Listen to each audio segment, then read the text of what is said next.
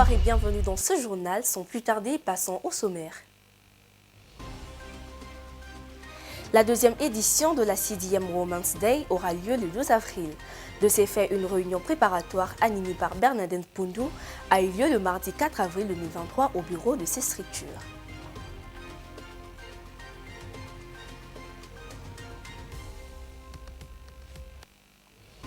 Et comme vous le savez, le président Félix Tshisekedi a décrété par une ordonnance-loi le 6 avril de chaque année comme jour férié légal en RDC, en souvenir du combat de Simon Kimbangu. Les femmes de l'église kimbanguiste ont salué cette ordonnance.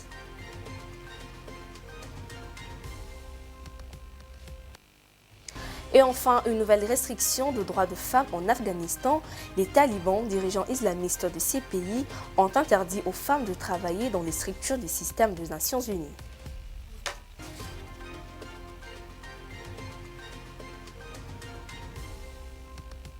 Encore une fois, bonsoir. Nous débutons ce journal avec ces communiqués de l'UNPC.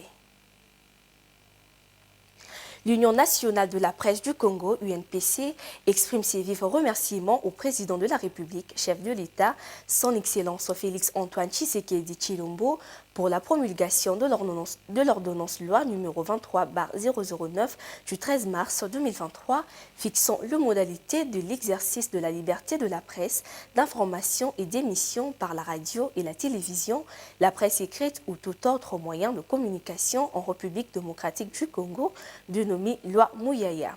Ratifiée ce jour à l'Assemblée nationale, dont elle espère la publication au journal officiel d'ici la semaine prochaine.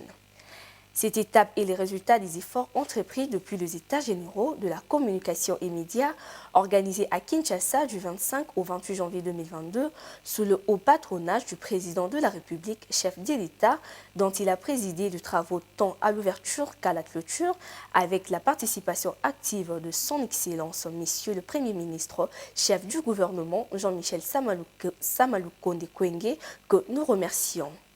L'UNPC remercie également le président de la République, chef de l'État, pour le financement de ces congrès extraordinaires tant attendus dont les instructions formelles ont été données aux ministres sectoriels. Ces congrès que tous les professionnels de médias appellent de tous leurs vœux aura entre autres missions l'adaptation de textes normatifs et aux recommandations des États généraux de la communication et médias.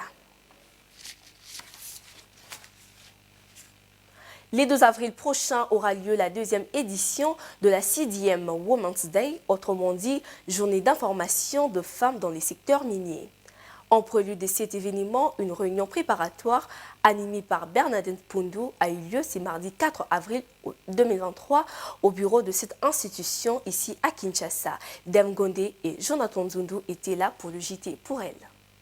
Une réunion préparatoire de la deuxième édition de 7e Women's Day de la Chambre des mines de la Fédération des entreprises du Congo a eu lieu ce mardi 4 avril 2023 au bureau de cette structure, un des poumons économiques de la République démocratique du Congo, c'est à Kinshasa Gombe. Plusieurs femmes partenaires et probables invités ont participé autour de la coordinatrice de la Chambre des mines, Bernadette Mpundu, à des échanges sur la manière dont va se dérouler cet événement prévu le 12 avril 2023 au Fleuve Congo Hotel. Dans son speech, Bernadette Mpundu a fait savoir à ses hôtes que cette année, le thème de la rencontre sera la sous-traitance et plusieurs personnalités de la République y prendront part. Notamment la ministre des Mines, le directeur général de l'ARSP, structure qui gère la sous-traitance en RDC, ainsi que le groupe Ivanoé. J'ai reçu tout à l'heure les femmes leaders qui sont dans le comité d'organisation de la deuxième édition de la Women's Day de la Chambre des Mines. La Chambre des Mines, chaque année, en tout cas du moins depuis l'année dernière, organise des journées d'information dédiées aux femmes. Pourquoi est-ce que nous ciblons que les femmes? C'est parce que nous nous sommes rendus compte que la femme ne s'intéresse pas beaucoup au secteur minier parce qu'elle croit que c'est un secteur dédié aux hommes, parce qu'elles se disent qu'il faut être ingénieur, il faut être électricien, il faut être, je ne sais pas qui, informaticien pour être dans le secteur minier. Or, c'est un secteur qui est très très porteur. Vous le savez, c'est le secteur, c'est le poumon de l'économie nationale. Et c'est un secteur en fait qui peut apporter beaucoup dans la vision du chef de l'État. Le chef de l'État veut développer l'entrepreneuriat. Cette dernière a fait savoir également que cette année, la FEC a signé un protocole d'accord avec l'autorité de régulation de la sous-traitance dans le secteur privé sur la sous-traitance. Le DG de l'ARSP, Miguel Katem Kachal, sera là le 12 avril 2023 pour parler de ces partenariats. Parmi les femmes qui ont participé à cette activité, l'on note la présence d'Espérance Belaou, coach en éducation financière, membre de l'organisation de cet événement, Rita Massengo, responsable de la communication institutionnelle de la Robank, banque partenaire de cet événement, et Germaine Zolatima, partenaire également. Le rendez-vous est donc pris pour le 12 avril 2023 à Kinshasa. Les échéances électorales prévues en décembre 2023 poussent les femmes politiques à s'y préparer. Mais selon un constat, la plupart d'entre elles font face à plusieurs contraintes techniques et matérielles pour affronter ces scrutins. C'est en tout cas ce qu'a révélé Maître Marina Massengo, cadre du parti Alliance pour l'unité du Congo, lors de son passage dans nos locaux du Média pour l'info le lundi 3 avril 2023. Christian Moukaya l'a interrogé.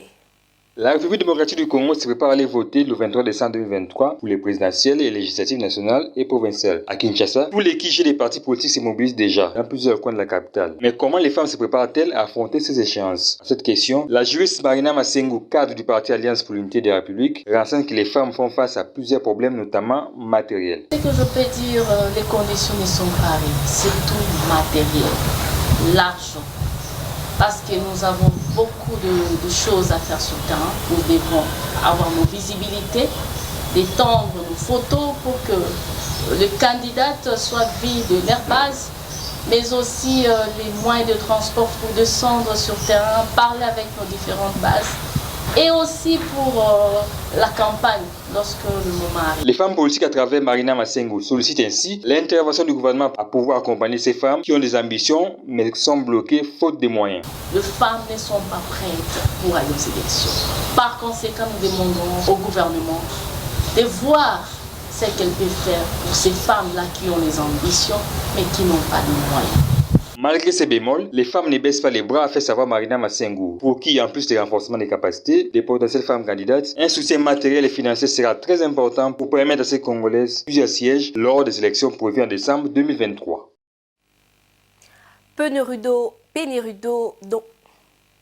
Penerudo au quartier Singa-Inga et Bingi-Bingi dans la commune de Lansele, la députée provinciale du PDG Mariquette Mutinga a fait construire 2 forages d'eau pour soulager la population de ce coin de Kinshasa. Elle lui a effectué une descente pour l'inauguration. Christian Moukaya.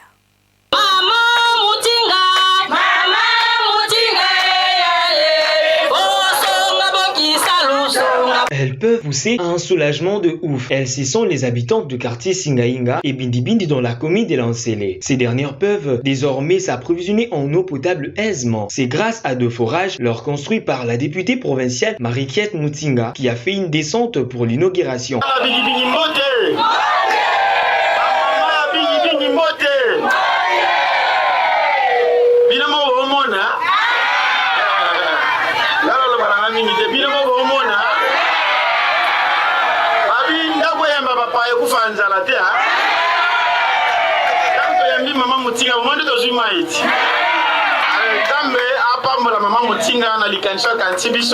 L'eau c'est la vie.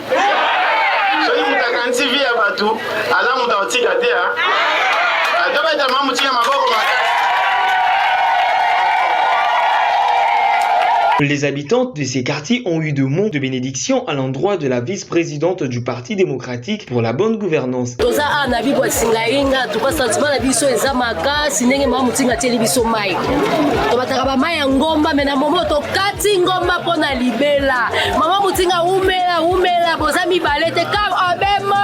Après ces inaugurations, Mariquette Mutinga a également eu une réunion avec les notables de ces quartiers. Elle a recueilli leurs problèmes et a promis de leur faire parvenir aux autorités compétentes.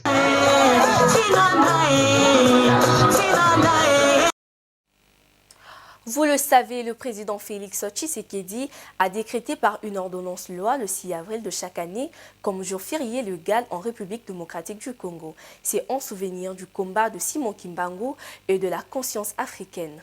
À cet effet, le comité de pasteurs de l'église kimbanguiste, qui a salué cette décision, a tenu un point de presse le 5 avril 2023 au centre d'accueil de kimbanguiste à Kinshasa. Le combat de Simon Kimbangu et notamment l'apport de Maman Mouilou a été salué. Suivez ce reportage de Précieuse Boyo et Christian Moukaya. Ceci est une fierté pour tous les kimbanguistes de la RDC et à travers le monde pour l'honneur de ce grand combat en la mémoire de Simon Kimbangu, soutenu par son épouse Maman Mouy. Le pilier fort de cette histoire ont fait savoir les pasteurs de l'église kimbanguiste qui ont tenu un point de presse ce mercredi 5 avril 2023 au centre d'accueil des kimbanguistes dans la commune de Kassavu. Maman Mouilou, épouse de Simon Kimbangu Kiangani, a été saluée car elle a joué un très grand rôle, celui de sonner la trompette pour que Simon Kimbangu, son mari, propage la parole. Elle est la première chef spirituelle de l'église kimbanguiste à renseigner l'un des membres du comité des pasteurs kimbanguistes. C'est lui qui a encouragé son mari qui refusait l'offre de Jésus. Et Maman Mouilou lui a dit, acceptez, je vais te soutenir. Je vais soutenir ton œuvre. C'est parti de là. Et quand on a arrêté Papa Simon Kimbangu, c'est Maman Mouilou qui a continué l'œuvre.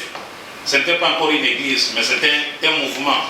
C'est Maman Mouilou qui a encadré tout le monde qui venait en Cameroun. Les femmes kimbanguistes présentes à ce point de presse ont exprimé leur satisfaction pour cette récompense de la grande bataille menée par Simon Kimbangu. C'est le cas de Solange Ntianga, pasteur évoluant en Belgique précisément à Anvers.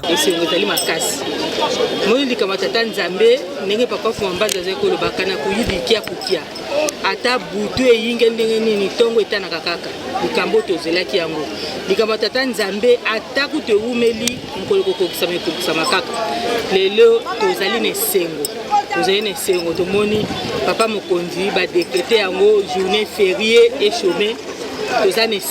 Joie également chez Marie Mbombo, femme kimbanguiste œuvrant à Kinshasa. Pamba teto yebela kiteke mukili kokoko mabuye lingomba oyo basundola yango papa Simon Kimbangu babomaye fin eloko asala mais eloko azalaki nzambe alati nzoto ya mutu eyebani lelo oyo bato bakomi mpe ondimaki ya solo tata Simon Kimbangu azali nzambe molimo santo tosepeli. Le 6 avril, journée chômée, payée. Notons qu'un carnaval de la journée du 6 avril 2023 est prévu à Kinshasa. Il partira des différentes paroisses kimbanguistes de Kinshasa pour chuter au lieu de la fête, le centre d'accueil des kimbanguistes dans la commune de Kassavubu. En bref, Donald Trump face à la justice de son pays. Le site de France 24 renseigne que l'ancien président est soupçonné d'avoir maquillé ses comptes des campagnes, mais pas que. Parmi les affaires auxquelles fait face le 45e président des États-Unis d'Amérique, il y a également l'histoire de Stormy Daniels, alias Stephanie Clifford. En effet, Stormy Daniels, actrice pornographique de 44 ans, assure depuis plusieurs années avoir eu une relation avec Donald Trump en 2006 et en 2007. Juste avant la campagne présidentielle en 2016, Stormy Daniels, elle a reçu $130 000 de la part de Donald Trump pour garder le silence. En 2018, le conseiller personnel de Donald Trump a déclaré à propre main. Notez que Donald Trump a quitté en homme libre mardi 4 avril 2023 le tribunal de Manhattan non coupable des 34 chefs d'accusation. La prochaine audience s'y tenir en décembre 2023. Finissons ce journal avec l'Afghanistan. Une nouvelle restriction de droits de femmes en Afghanistan. Le Taliban, le nouveau dirigeant islamiste du pays, ont interdit aux femmes de travailler pour l'ONU dans tout le pays. Un nouveau coup dur pour la gente féminine de ces pays, Dev Ngondé. Un nouveau coup dur contre les libertés fondamentales pour les femmes en Afghanistan. Après avoir été interdit de travailler et d'étudier, les talibans, nouveaux maîtres du pays depuis août 2021, ont interdit à la gente féminine de ces pays d'Asie de ne plus travailler pour les organismes des Nations Unies, ce dans tout le territoire. Selon le média français Marianne.net, cette décision concerne les Afghanes employés par l'ONU pour la distribution de l'aide humanitaire. L'annonce a été faite le mardi 4 avril 2023 par le porte-parole des Nations Unies qui a qualifié cette décision d'inacceptable et franchement inconcevable. Les taux se resserrent donc encore un peu plus pour les femmes afghanes. La mission des Nations Nations Unies en Afghanistan doit s'entretenir ce mercredi 5 avril avec des responsables talibans dans la capitale Kaboul pour clarifier cette nouvelle interdiction gouvernementale, informe Ryan.net. Un peu plus tôt dans la journée de mardi, la mission onusienne avait rapporté que son personnel féminin afghan avait été empêché de travailler dans la province du Nangarhar, dans l'est du pays. Quelques 3900 personnes travaillent pour l'ONU en Afghanistan, dont 3300 nationaux selon les chiffres de l'ONU. Environ 600 femmes font partie de ces employés, dont près de 400 Afghanes. Fin de ce journal, rappelons le titre. La deuxième édition de la 6e Women's Day aura lieu le 12 avril. De ces faits, une réunion préparatoire animée par Bernadette Pundo a eu lieu le mardi 4 avril 2023 au bureau de ces structures.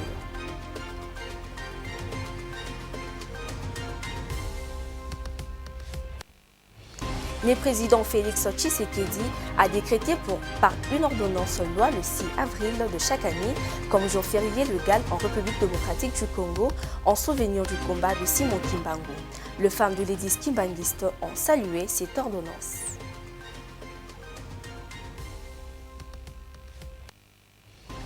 Une nouvelle restriction de droits de femmes en Afghanistan, les talibans, dirigeants islamistes de ces pays, ont interdit aux femmes de travailler dans les structures du système des Nations Unies.